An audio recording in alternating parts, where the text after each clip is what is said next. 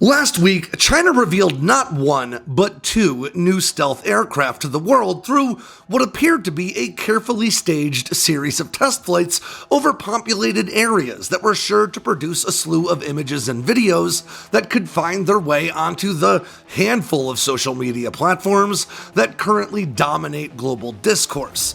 These aircraft, despite being distinct in their own ways, shared angular, stealthy features and a tailless design, prompting many online to refer to them as sixth-generation fighters, though to date, neither the Chinese military nor the government have made any public statements about their roles or designations.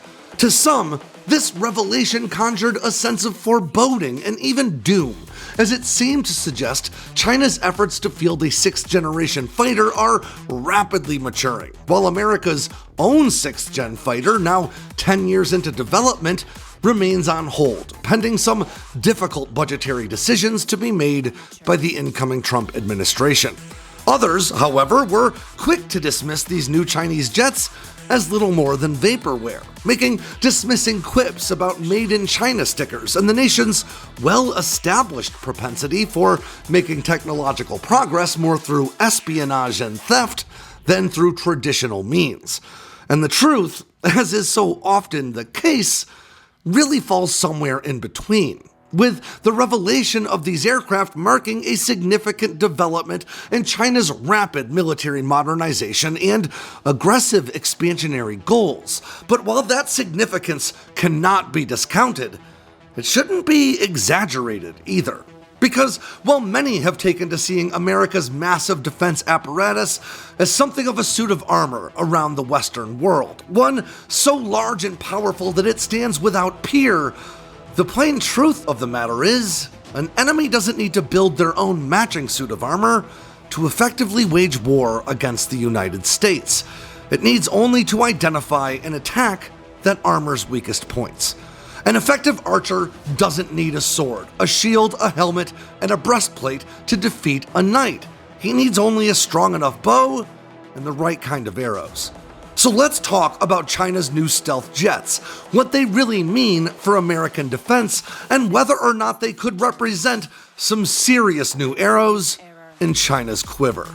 I'm Alex Hollings, and this is Air Power.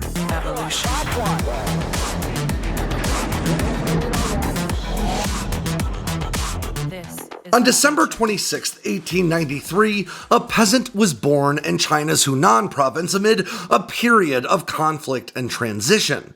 By his 18th birthday, China's last imperial dynasty had fallen to revolution.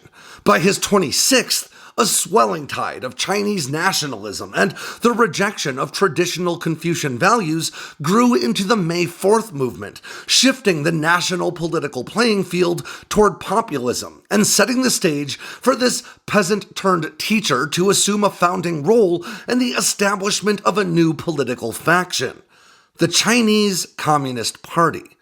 By 1935, he'd shed his peasant teacher and librarian titles for good, taking on his new role as the sole leader of the CCP. And in 1949, his forces routed the nationalist government, forcing them to withdraw to Taiwan and allowing for the establishment of the People's Republic of China, a new single-party state he would preside over in one form or another until his death. Under his rule, the first leader of China's CCP would amass a death toll rivaling that of history's most horrific despots, killing millions through famine while telling his inner circle that it's, quote, better to let half the people die so that the other half can eat their fill. State-sanctioned violence saw still more killed, imprisoned, and tortured. And amid these violent purges, thousands reportedly opted to end their own lives rather than meet a far worse fate in the hands of his CCP. Today, the blood-soaked legacy of this teacher-turned-revolutionary, revolutionary-turned-politician, and politician-turned-tyrant remains powerful, with a massive portrait of the man looming tall over Tiananmen Square, and tens of thousands celebrating his memory on the anniversary of his birthday on December 26th of each year.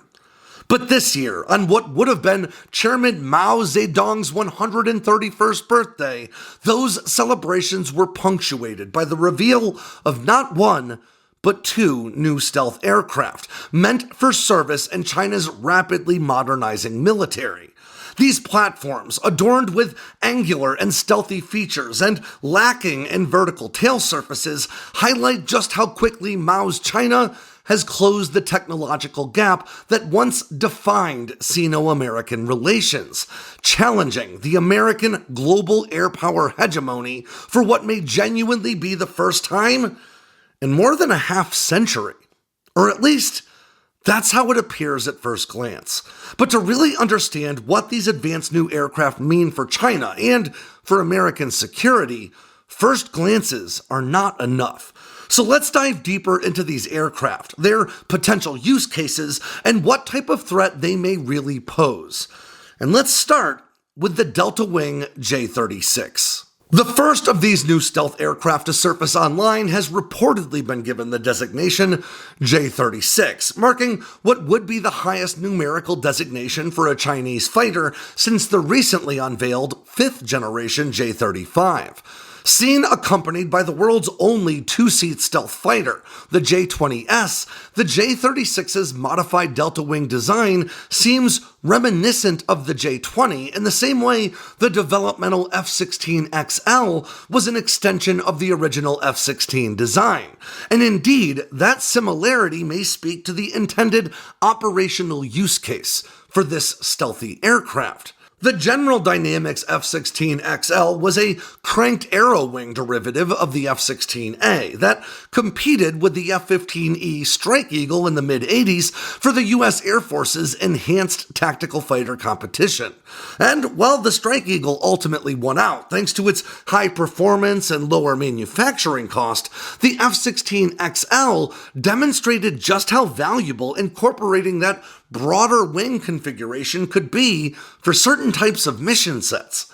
The F-16XL's cranked arrow design improved the aircraft's lift-to-drag ratio and allowed for nearly double the onboard fuel capacity, and as a result, it could carry twice the payload of a standard F-16 to targets as much as 44% further away. Thanks to improved aerodynamic efficiency in conjunction with that added lift, the F-16XL could even outperform the smaller and lighter F-16 in a drag race, besting the F-16A's top speed at high altitudes by better than 300 knots, or roughly 345 miles per hour. And perhaps most notable of all, the much larger relative size of the F-16XL allowed for an astonishing 29 hardpoints, making it possible for this Viper derivative to carry more 250-pound bombs into combat than any aircraft of its type. And like the F-16XL, the J-36's center fuselage is directly reminiscent of those found on China's existing J-20 and even to some extent the J-35, with slightly different intake design and a larger overall size to accommodate larger payloads. However, from there, the design does depart pretty dramatically from China's previous stealth fighters. Perhaps most notable about the J-36's design is its lack of standing vertical tail surfaces. This design element is commonly associated with 6th generation fighters. You can't see my air quotes, but I assure you they're there. And they offer several advantages in terms of low observability, even if it comes at the expense of technical complexity and some reduction in aerobatic maneuverability. Stealth fighters, like America's F-22 or China's J-20, are generally designed to limit detection and targeting against high-frequency radar arrays that are capable of producing what we usually call a weapons-grade lock.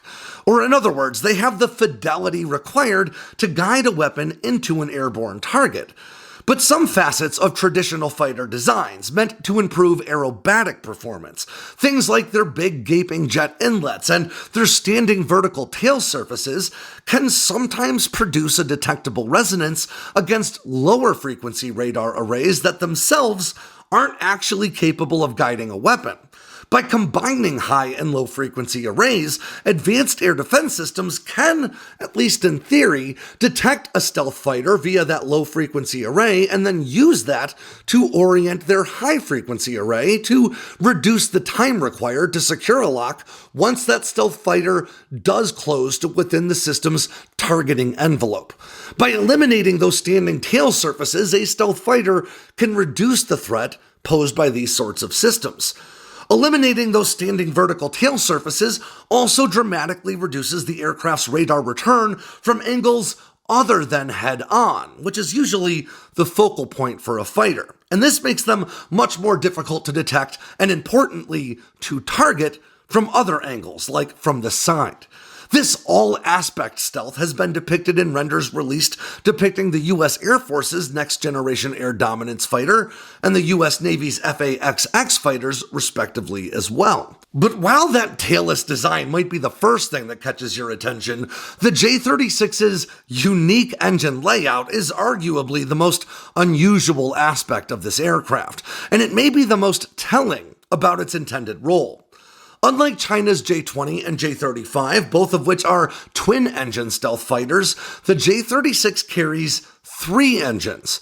2 are seemingly fed through intakes on either side of the fuselage, while the third intake is positioned atop the aircraft. And before you leave a comment, I know there are people online claiming that third engine is a scramjet. There is no evidence to substantiate that claim, and it wouldn't even make much sense. And I know other people are claiming this aircraft can operate in space, but the fact that it has air intakes alone should show you that that isn't true either. At the rear of the aircraft, each of these engines exhaust through outlets that look to be similar to those found on Northrop's YF-23, which suggests a lack of thrust vector control, or the ability to orient the outflow of thrust independent of the aircraft, but this does benefit a reduction in both radar and infrared detectability. But it is worth noting that the trailing edge of the aircraft is just chock full of moving control surfaces, including segments behind those trough-style exhaust outlets, potentially giving it some minimal degree of thrust vectoring capabilities, which could be enough to benefit flight control at very high altitudes, where the thinner air really limits the efficacy of standard moving control surfaces. It's currently believed that these 3 engines are likely WS-10Cs, the same interim engine powering China's J-20 fleet, while development continues on its intended and more powerful WS-15 power plants. Though, as famed aviation journalist Bill Sweetman has rightly pointed out, it's at least possible that that third center-mounted engine might be a higher bypass design, meant to allow for better performance at high speeds and altitudes, though, as Sweetman also points out, that would be a big logistical headache to support. It's also possible that the 2 outer engines could provide differential thrust to aid in maneuvering. But regardless, the aircraft's delta wing design and 3-engine arrangement clearly point toward prioritizing high-speed, high-altitude flight over longer ranges than any existing Chinese fighter. The payload bay, which, like the fuselage itself, is similar to that of the J-20, appears to be longer. And as Thomas Newdick and Tyler Rogaway have pointed out at the War Zone, it's all but certainly deeper, allowing for not only larger payloads, but likely the internal carriage of larger individual weapons. In short, this all points toward an aircraft meant to engage adversary targets at significant ranges, leaning on advanced avionics and low observability rather than aerobatic performance to win air-to-air fights. In fact, because of this emphasis on longer ranges and larger payloads, some have wondered if this aircraft may not be a fighter at all and may instead be the product of the JHXX program that aimed to field a regional bomber. But that seems a bit unlikely to me. Publicly available information points to that regional bomber program being headed by China's Shenyang Aircraft Corporation. While this aircraft and the J-20S that accompanied it during its test flight seem to operate out of the Chengdu Aircraft Corporation's headquarters in Chengdu, China. But more broadly speaking, debate about whether this aircraft is a heavy fighter or a regional bomber is really sort of based on an outdated understanding of tactical aircraft as a whole.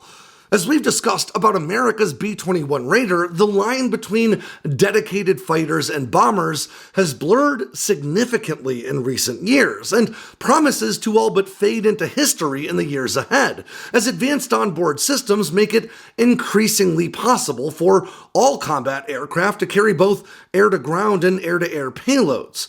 The addition of drone wingmen, believed to be a focus for China's 6th-gen fighter efforts as well as America's, only further dismisses the importance of distinguishing larger fighters from smaller bombers. Ultimately, these designations just don't matter as much as the capabilities these aircraft bring to bear. But the J-36 wasn't the only new stealth aircraft China revealed on Mao's birthday, and just hours after its first images surfaced online, it was joined by another, as yet unnamed, stealth aircraft with a different tailless design. This other stealth aircraft, which seems to be an uncrewed drone, is believed to be the product of the aforementioned Shenyang Aircraft Corporation, which was also behind the development of the recently unveiled J-35. This twin-engine platform carries a variation on a lambda wing design, which does offer some benefits over trapezoidal delta wings, including increased aerodynamic efficiency, but does increase manufacturing complexity and traditionally requires increased weight in the form of structural reinforcement. The use of two engines and lighter landing gear in this aircraft, as well as its overall smaller size, all point toward a more conventional role. And in fact, this aircraft may even be a CCA-type drone, meant to fly alongside the next generation of Chinese fighters. It's tough to say at this point, but like the J-36, its tailless design does benefit efforts to improve the aircraft's all-aspect stealth. But for many of you, the question you may be here to answer is whether or not these aircraft are something you should lose sleep over. The revelation of these two new stealth jets was met with widespread concern over what their introduction could mean for the future of American air superiority. But objectively, these concerns are, at least currently, based more on internet hyperbole than on reality. By most accounts, both of these aircraft made their first flights in December of 2024, and with no official statements regarding their programs, they both appear to be in the earliest stages of testing. China's J-20, for instance, made its first flight in 2011, and saw 6 more years of concerted development before entering service in 2017. China's FC-31 and its derivative, the J-35, saw its first flight in 2012 and is currently projected to enter service tentatively in 2026. Today, there are believed to be just 3 flying prototypes associated with the FC-31 and J-35 program. But even doing that sort of math might be getting ahead of ourselves. We currently don't know whether these aircraft are the equivalent to America's X-planes, or experimental aircraft never meant to go straight into service at all, but rather to serve as test beds for emerging technologies that can be integrated into later designs. They could also be technology demonstrators, which serve a similar purpose but are meant to demonstrate and mature technologies meant to find their way into a later design that's already under active development. Of course, they could also be prototypes of new fighters meant to enter service in a similar form to how they look today. But even prototypes often see significant design revisions before making their way into service, particularly when bringing new technologies to bear. In other words, what we're seeing in these pictures and videos out of China are the technological equivalent of newborn babes that still have a lot of maturing to do before they can offer any kind of tactical or strategic value to China's military. In fact, despite their significant differences, these aircraft may even be competing for budget allocations, meaning only one of them or neither of them may ultimately find their way into service. Which of course brings us back to what the internet really wants to argue about. Whether these new Chinese fighters mean China has surpassed American air power technology and will soon emerge as the first nation to field a 6th-generation fighter. The truth is, fighter generational designations don't actually mean much of anything at all, and truly there are no universally accepted definitions for any generation, let alone the technology required to justify a 6th gen moniker. But semantics notwithstanding, it's important to understand the difference between showing new aircraft designs and having them.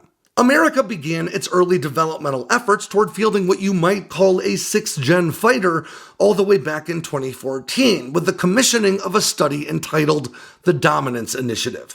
By 2020, this effort had already produced at least one flying technology demonstrator that, according to former Air Force official Will Roper, had already set some kinds of performance records. And it's now understood that this effort, now known as the Next Generation Air Dominance Program, has produced at least 3 flying prototypes, and that a production contract would have been awarded in 2024 to actually start building these jets had the Air Force not found itself in a budgetary hole it couldn't dig its way out of.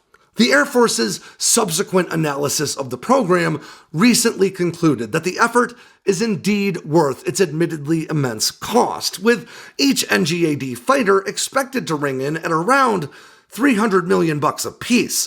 But the outgoing Biden administration will leave the final decision to the incoming Trump administration, who will need to find a way to fund continued development and production of these new fighters if they decide to move ahead with the program.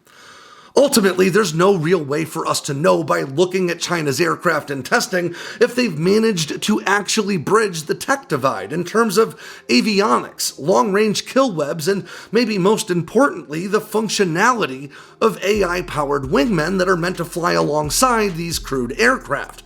But even if we give China the benefit of every doubt we can, and we assume their hardware and software is every bit as capable and dangerous as the systems found in America's top-tier fighters, that would still place China roughly 4 to 5 years behind America's 6th gen fighter efforts in the very best of circumstances.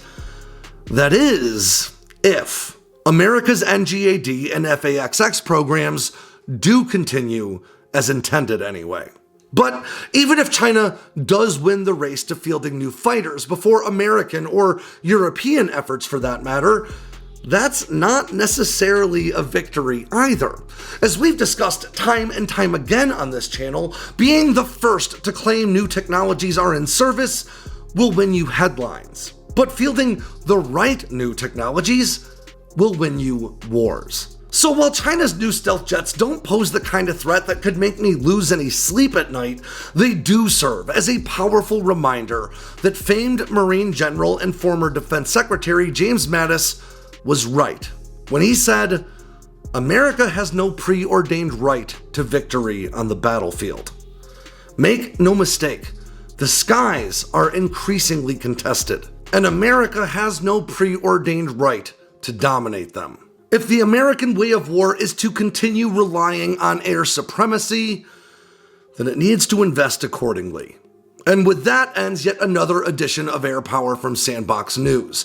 I'm Alex Hollings. Make sure to swing by sandboxnews.com today and every day for all the latest in news, entertainment, and motivation from all around the force. If you got anything out of today's video, make sure to click like and subscribe down below and leave me a comment so I know what I should cover next. And of course, don't forget to tap on that bell icon so you never miss a drop from Sandboxx News.